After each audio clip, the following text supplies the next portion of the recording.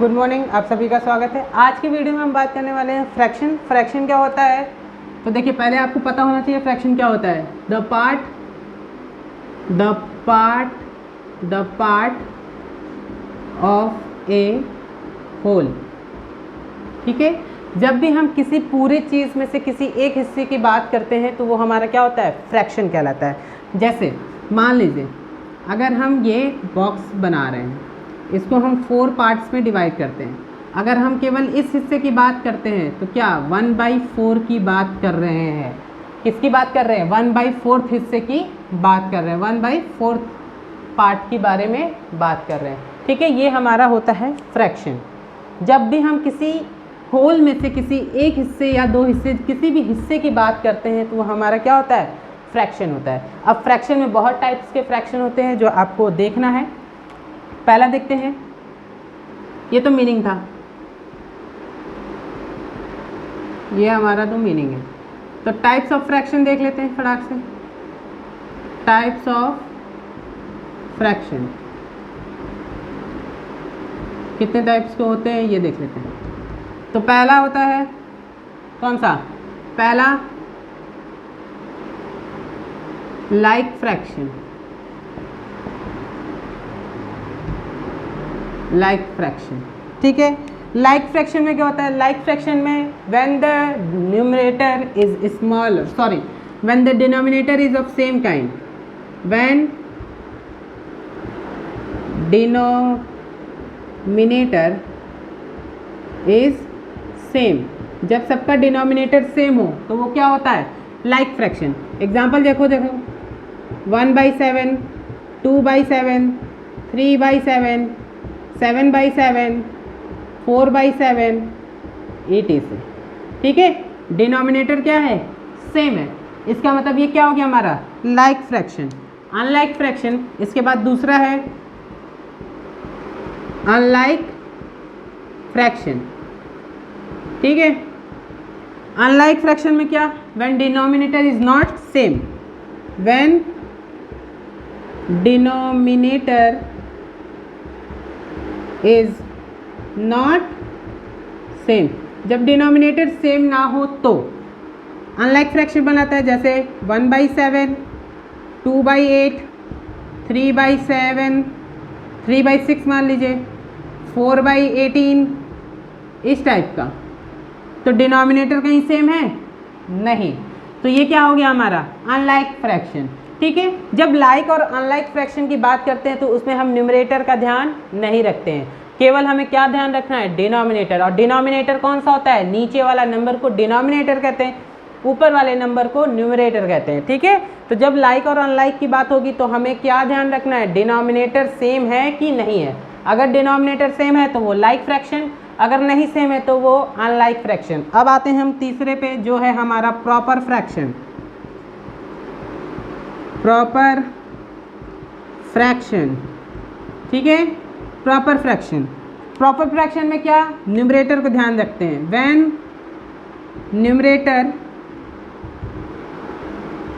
Numerator is smaller than denominator,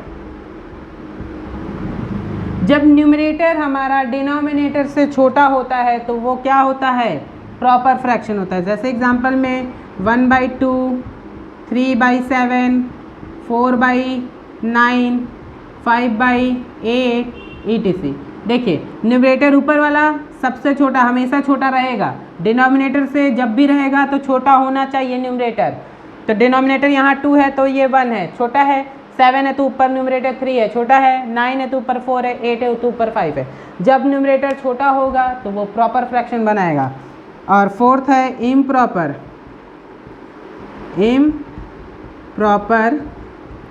fraction. Improper fraction में क्या? When numerator is greater than denominator, when numerator is greater than denominator. अगर spelling mistake हो जाएगी तो sorry उसके लिए, ठीक है। देखिए जब न्यूमरेटर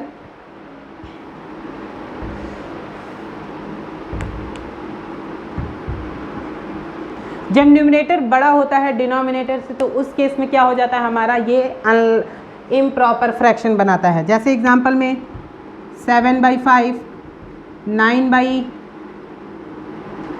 9/7 मान लेते हैं, फिर 11/10, 27/13, इस टाइप का। जब ऊपर वाला डिनोमिनेटर क्या हो, बड़ा हो, तो उस केस में क्या बनाता है, इम्प्रॉपर। और यही इम्प्रॉपर क्या बनाएगा बाद में, मिक्स फ्रैक्शन। मिक्स फ्रैक्शन क्या होता है, मिक्स फ्रैक्शन में जब भी इम्प्रॉपर आ जाए तो हमें उसे चेंज करना होता है मिक्स फ्रैक्शन में। तो चलिए करते हैं, इम्प्रॉपर से हो गया यहाँ तक, तीसरा हो गया।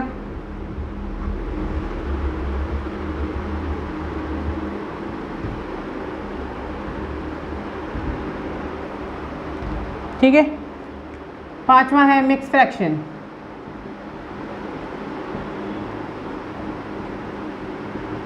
मिक्स्ड फ्रैक्शन, इसमें क्या होता है, when there is a whole,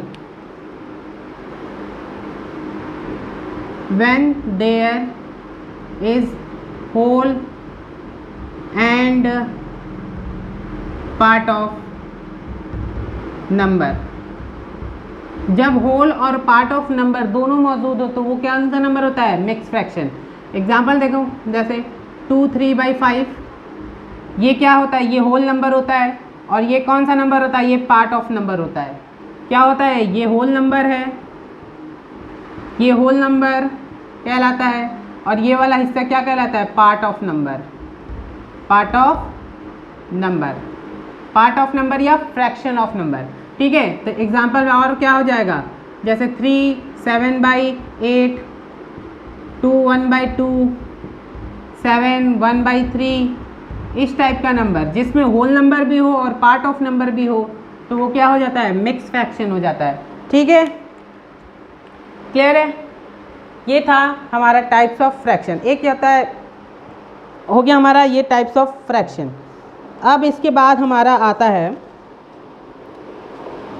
जो हमें करने को कहता है, वो होता है इक्विवेलेंट फ्रैक्शन। इरेज कर दें, जो हमें कैलकुलेशन करना होता है, जहाँ से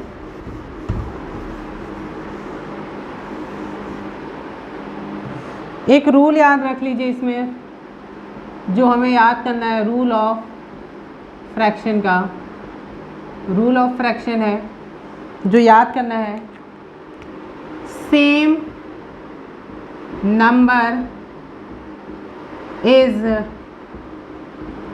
multiply and divided, same number is multiplied and divided both in numerator and denominator। ठीक है, सेम नंबर का न्यूमरेटर और डिनोमिनेटर में मल्टीप्लाई या डिवाइड करते हैं एट द सेम टाइम। जिस वक्त हम जिस वक्त हम डिनोमिनेटर में मल्टीप्लाई कर रहे होते हैं, सेम उसी नंबर से हमें न्यूमरेटर में भी मल्टीप्लाई करना होता है। और अगर सेम उसका वाइस वर्सा कर दें, जिस नंबर से हम न्यूमरेटर में मल्टीप्लाई कर रहे होते हैं, सेम उसी नंबर से हमें डिनोमिनेटर में भी मल्टीप्लाई करना होता है। ये हमारा रूल है, इसको भूलना नहीं है, हमेशा यही रूल फॉलो होगा। ठीक है, जब भी न्यूमरेटर में मल्टीप्लाई होगा तब सेम नंबर का डिनोमिनेटर में, अगर हम डिनोमिनेटर में मल्टीप्लाई कर रहे हैं तो सेम नंबर का हमें न्यूमरेटर में भी करना होता है। तो अब हमारा आ जाता है, जो हमसे सबसे पहले पूछा जाता है वो है हमारा equivalent fraction. Find equivalent fraction. ठीक है, इक्विवेलेंट फ्रैक्शन फाइंड करना होता है। तो देखते हैं एग्जाम्पल क्या है, मेरा तो क्वेश्चन ही है। 3/5 एंड क्या 15/25। अब बताना है ये इक्विवेलेंट है या नहीं है।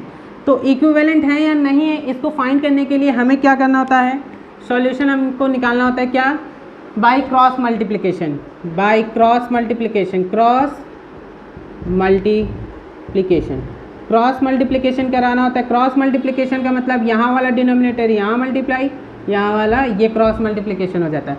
मतलब ये 5 इस 3 के साथ मल्टीप्लाई हो जाएगा, 3 × 25, ठीक है, इज इक्वल टू, और ये वाला 5 इस 15 के साथ, 5 × 15, तो आपका क्या बनेगा 3 25 3 ज़ा 75 और 15 5 ज़ा 75। क्या पेयर इक्विवेलेंट है? हाँ, तो लिखेंगे 3/5 एंड 15/25 आर इक्विवेलेंट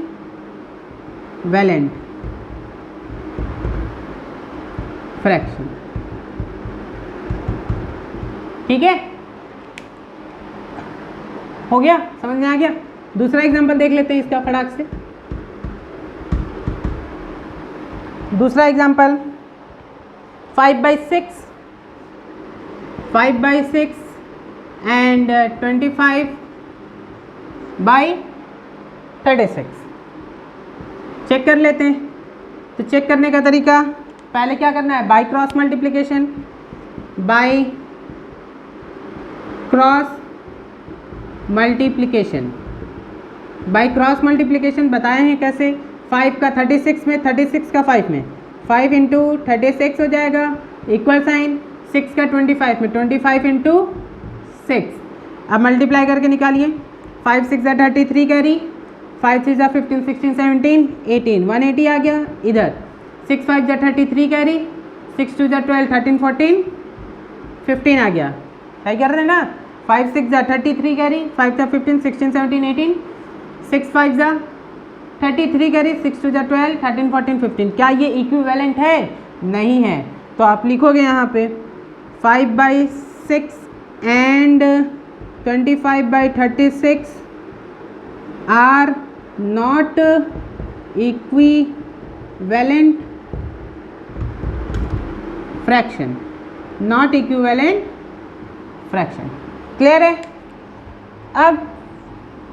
अब इसके बाद एक और जो क्वेश्चन बनता है हमारा, वो बनता है कि इक्विवेलेंट फ्रैक्शन फाइंड कीजिए, फाइंड नेक्स्ट इक्विवेलेंट फ्रैक्शन। इसे में लिख लेते हैं यहाँ से थोड़ा, फाइंड नेक्स्ट 3 इक्विवेलेंट फ्रैक्शन। ये दूसरे टाइप का क्वेश्चन बन जाता है। तो मान लीजिए एग्जांपल में दिया हमारा 2/5 दिया। अब इसका 3 इक्विवेलेंट फ्रैक्शन निकालना है, तो क्या करेंगे, 2/5 same number multiply same number divide, fraction का रूल। अगर हम इसमें 2 का मल्टीप्लाई करते तो ऊपर भी हमें 2 का मल्टीप्लाई करना होगा, तो क्या हो जाएगा 2 2 ज़ा 4 और 5 2 ज़ा 10 बनेगा। फिर दूसरा 2/5, बेस क्वेश्चन हमारा यही है। अगर हम मान लीजिए इसमें 3 का मल्टीप्लाई करें तो ऊपर भी हमें 3 का मल्टीप्लाई करना होगा, तो 2 3 ज़ा 6 और 5 3 ज़ा 15। और अगर हम 2/5, तो अगर हम 5 में मल्टीप्लाई कर दें तो ऊपर भी हम 5 का मल्टीप्लाई कर सकते हैं, 2 5 ज़ा 10 और 5 5 ज़ा 25। हमें कितना इक्विवेलेंट निकालना था, 3। तो क्या हो जाएगा 4/10 is equal to 6/15 is equal to 10/25। ठीक है, अब आप कोई भी नंबर लीजिए, कोई भी नंबर ले सकते हैं। इक्विवेलेंट बनाने में इजी है, बस रूल याद होना चाहिए। कोई भी नंबर का आप मल्टीप्लाई कीजिए, जैसे हम यहाँ 2 का लिए, यहाँ 3 का लिए, चाहते तो यहाँ 4 का ले लेते हैं, लेकिन हम 5 का लिए। आप कोई और नंबर लीजिएगा, लेकिन जो भी नंबर लीजिएगा वो ऊपर नीचे सेम नंबर से मल्टीप्लाई होना चाहिए। ठीक है, तो ये आपको इक्विवेलेंट फ्रैक्शन भी बनाना आ गया। अब क्वेश्चन जो हमें आता है वो है हमारा, इसके बाद जो क्वेश्चन बनता है वो है हमारा arrange in ascending and descending. ठीक है, arrange in ascending and descending order. अब अरेंज करना है असेंडिंग और डिसेंडिंग ऑर्डर में। तो अगर सिंपल नंबर रहता है तो जो बड़ा है अगर असेंडिंग कर रहे हैं तो जो छोटा है वो पहले, जो बड़ा है उससे बाद, फिर बड़ा बड़ा बड़ा चलता जाता है। और डिसेंडिंग में बड़े से छोटा आता है, ये आपको पता है असेंडिंग और डिसेंडिंग। लेकिन जब हम फ्रैक्शन की बात करते हैं तो फ्रैक्शन में हमें ध्यान रखना होता है कि असेंडिंग और डिसेंडिंग में कौन बड़ा कौन छोटा होगा। तो चलते हैं हम लोग असेंडिंग और डिसेंडिंग की तरफ। क्वेश्चन देख लेते हैं हम लोग एक बार।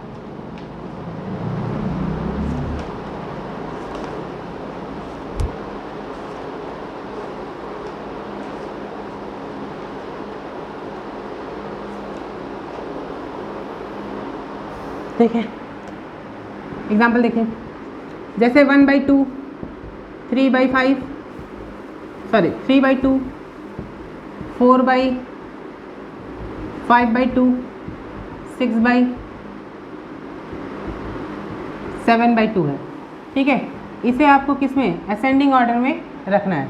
तो जब न्यूमरेटर सेम है तो कोई दिक्कत नहीं, असेंडिंग ऑर्डर सबसे छोटा क्या होगा, यही होगा, होगा कि नहीं? हाँ,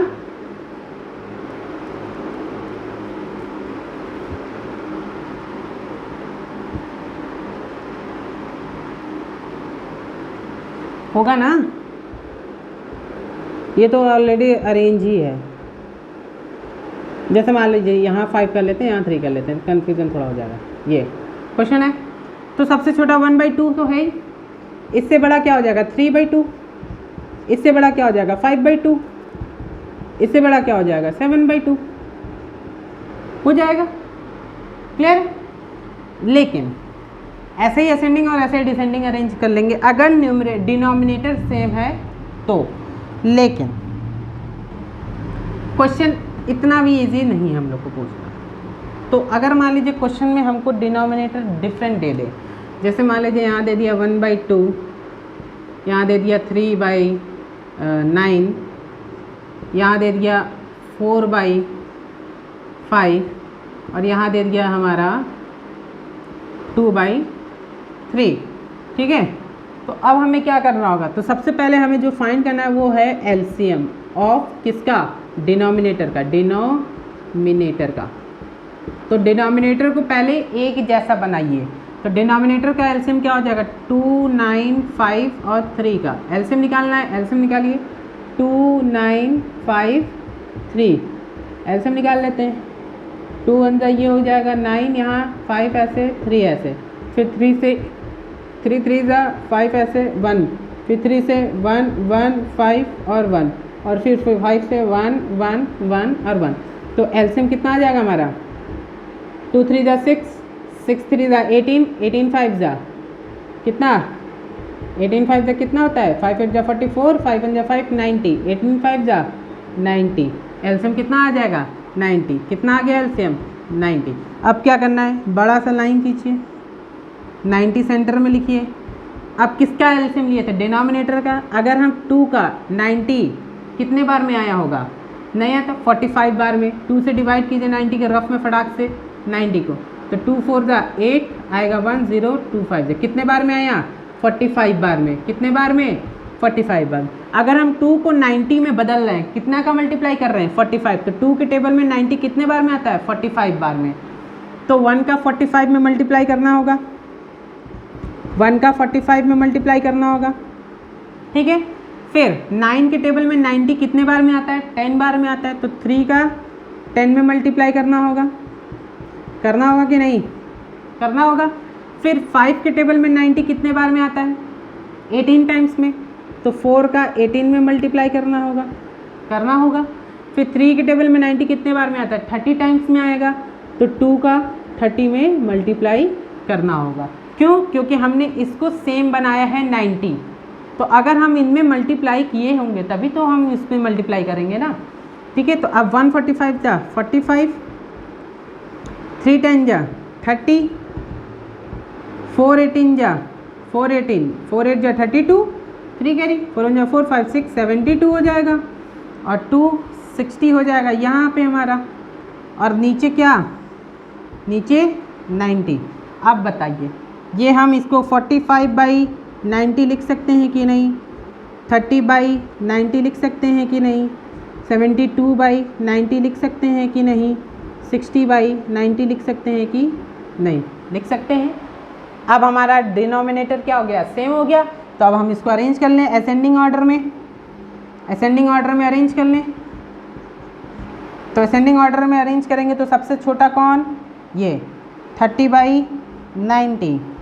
फिर इससे बड़ा ये वाला 45/90। फिर इससे बड़ा 60/90। फिर इससे बड़ा 72/90। लेकिन हमारा मेन आंसर क्या है? यहाँ पे है। तो हमारा मेन आंसर क्या हो जाएगा? बगल में आ जाते हैं। तो 30/90 किसका है? 30/90 दूसरे नंबर का। दूसरा कौन है? 3/9 है। फिर इससे बड़ा 45/90 कौन है? पहला नंबर। पहला नंबर किसका है? 1/2 का। 1/2। फिर उसके बाद किसका है? 60/90। 60/90 लास्ट वाले का है 2/3। फिर उसके बाद लास्ट का 72 दूसरा नंबर है, लास्ट से 4/5। ये हो गया हमारा असेंडिंग और डिसेंडिंग का। ठीक है, अगर डिसेंडिंग भी है तो ऐसे ही करना है, बस उसको बड़े से छोटे में लिखना है।